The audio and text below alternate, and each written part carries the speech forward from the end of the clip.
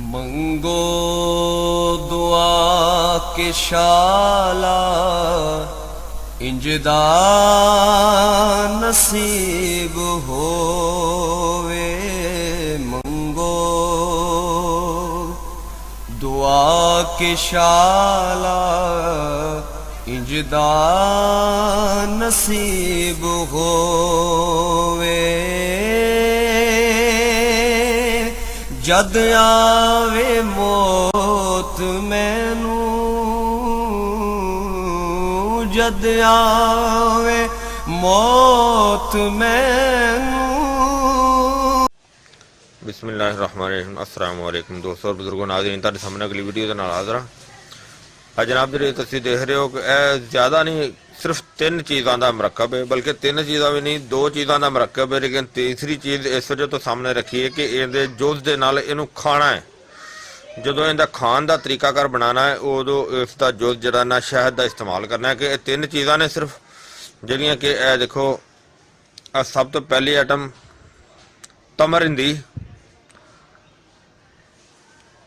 तमरिंदी वो चीज़ है कि जेह्ड़े इहदे जेह्ड़ा ना बीज कढ के वो इस्तेमाल करने ने।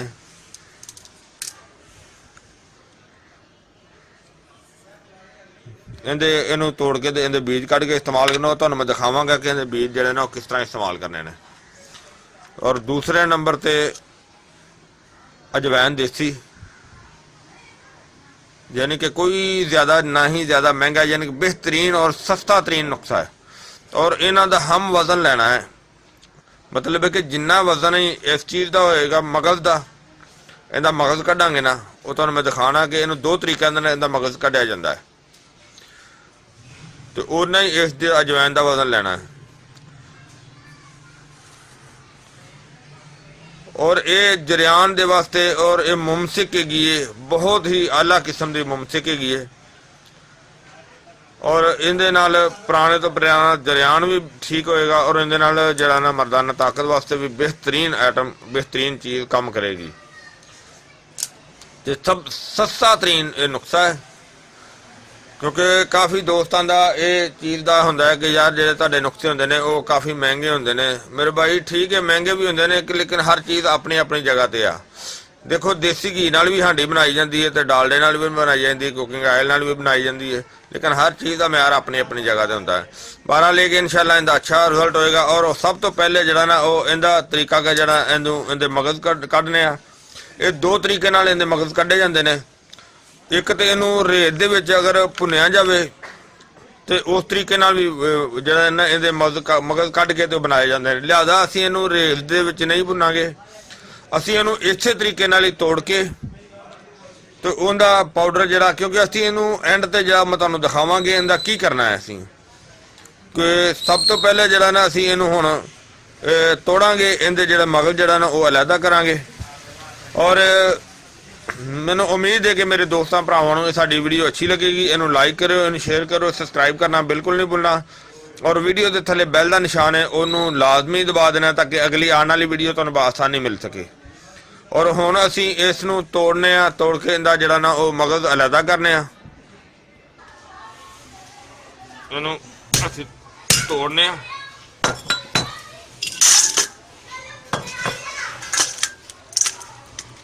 इन्हां दे छिलके जिहड़े ने अलहदा कर दिंदे आ। देखो ये जिहड़े छिलके जिहड़े ने, और इन्हां नूं जिस तरह के मैं पहले तुहानूं दस्सिया भी है, इन्हां नूं रेत विच जिहड़ा ना भुन के भी अलहदा किया जा सकता है।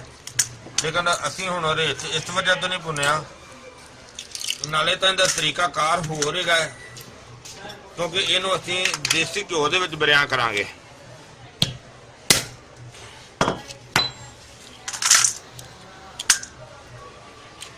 क्योंकि इहदा छिलका वैसे काफ़ी ज़्यादा मोटा होंदा है।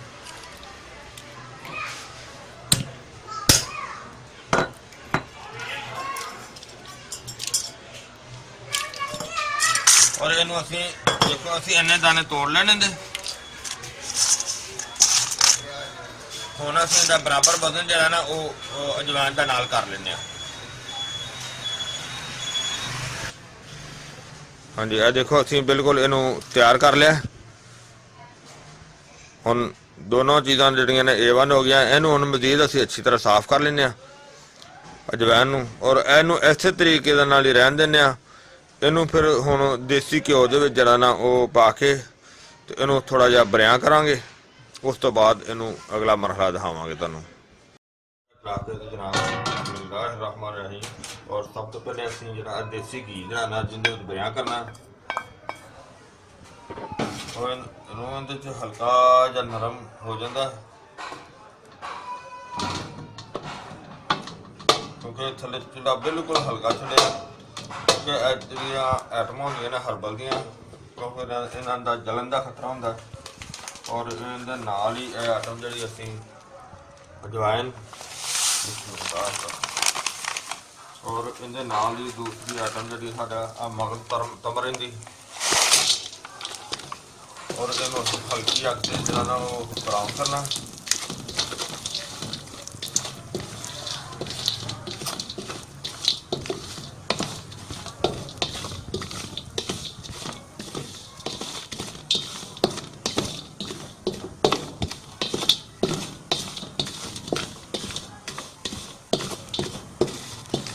हल्की आगे बिल्कुल हल्की, क्योंकि जिंदे अगर सानू थोड़ी टाइम भी लग जाएगा कोई मसला नहीं है, लेकिन यह कि जी दवाई है वो जलनी नहीं चाहिए।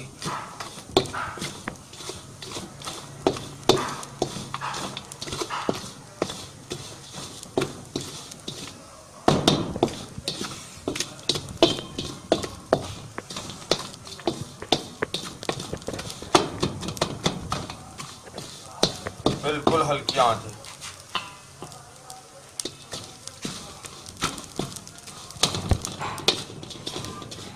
माशाल्लाह काफ़ी ज़बरदस्त हो गया है और बहुत प्यारी अजवाइन की खुशबू आ रही है। तुहानू पता है कि अजवाइन तो वैसे भी एक चुटकी किसी सब्जी वगैरह या किसी चीज़ शामिल की जाए पकौड़े वगैरह और अपना बहुत ज़्यादा टेस्ट देंदी है।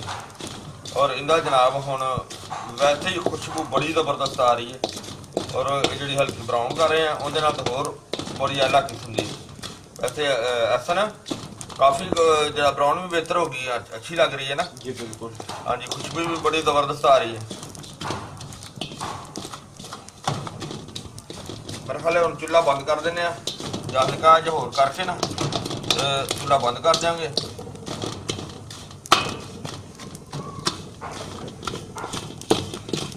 तो बहुत बेहतर हो गया, तकरीबन अगर कसर रहेगी तो बिल्कुल बराए नाम रहेगी, क्योंकि चूल्हा बिल्कुल हल्का है ना।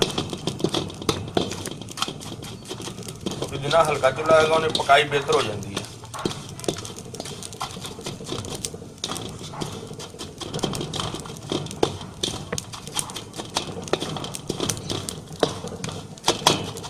चूल्हा बंद कर देने ताकि जरा ना चूल्हे ने बंद कर दिता हुण इहदे अपने हीट दे विच जी पक जाएगी और इनू ठंडा होने इहदा इंतजार करने। बस जिवें थोड़ी देर तक ठंडा हो जाएगा उस तो बाद इनू कुट के सफू बना के तो फिर इनकी तैयारी तो दिखावांगे की करना है। बहुत आला खुशबू आ रही है। हाँ जी माशाल्लाह देखो ठंडा भी हो गया तो और बड़ा ज़बरदस्त बड़ा वधिया भी हो गया, बहुत अच्छा हो गया। और इनू हुण इत्थे शामिल करने चट्टू वड्डे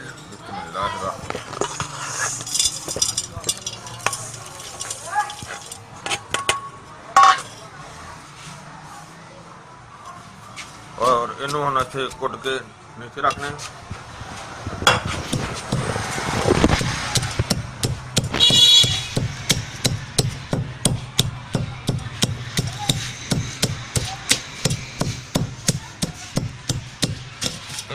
कुट के अच्छी तरह पाउडर बनाने बेहतरीन, जिवें कटाई करने की खुशबू भी अच्छी आ रही है।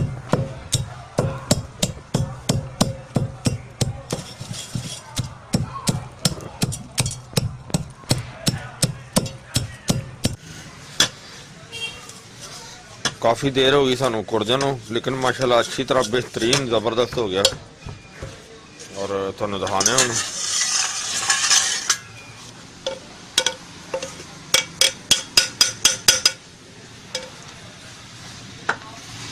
वो असल में घी की नमी है ना विच, जिंदी वजह तो थोड़ा जा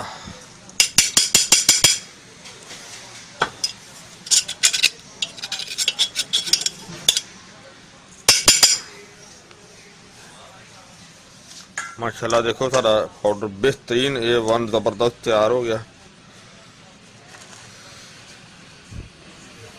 और इनके जनाब बेहतरीन और जबरदस्त ये फायदे ने कि इनका 1 चम्मच बल्कि ज्यादा नहीं अद्धा पौना चम्मच इन्ना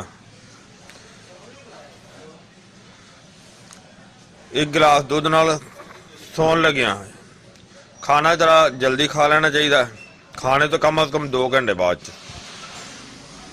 1 गिलास दुध होए, अगर उसके अंदर कोई 2-4 गिरियां बादाम दियां कुट के ते शामिल कर लेतियां जान तो होर ज्यादा अच्छा है। यह जनाब कुव्वते बाह वास्ते बहुत ही आला चीज़ है और शहावत नूं बहुत बेहतर बनाता है और सुरते अंजाल वास्ते भी बहुत बेहतर है। देखो सब तो सस्ता ते आसान जा एक नुस्खा है जो तुहाडे सामने पेश किया और सारा तुहानूं बना के दिखाया भी है। अगर जिहड़ा दुध है उहदे विच मजीद होर बेहतरी करनी है तो उहदे च दुध दे विच 1 चम्मच शहद जंगली वो शामिल बल्कि करना है। 1 चम्मच शहद जंगली और 1 चम्मच बादाम रोगन वो इस्तेमाल उहदे 1 गिलास दुध दे विच शामिल करके नीम गर्म दुध होए तो ये जिहड़ा तुहानूं दस्सिया इस तरीके नाल इस्तेमाल करो। अल्लाह दी हुक्म नाल इंशाअल्लाह इहदा बहुत ही जबरदस्त बड़ा आला ते बड़ा अनोखा फायदा होएगा। और मेरे दोस्त भरावां नूं ये वीडियो अच्छी लगी होगी, इनू लाइक करो, शेयर करो, सब्सक्राइब करना बिल्कुल नहीं भुलना और जरा वीडियो के थले बैल का निशान है उन्होंने दबा देना ताकि अगली आने वाली वीडियो जी आसानी मिल सके। इंशाल्लाह अगली वीडियो ना फिर मिलांगे। इजाज़त, अल्लाह हाफिज़, अस्सलाम वालेकुम वरहमतुल्लाहि वबरकातुहू। गए बतेरे सरकार नू कमांगे, गम हो गए बतेरे सरकार नू कमांगे, दरदां ने पाए घेरे।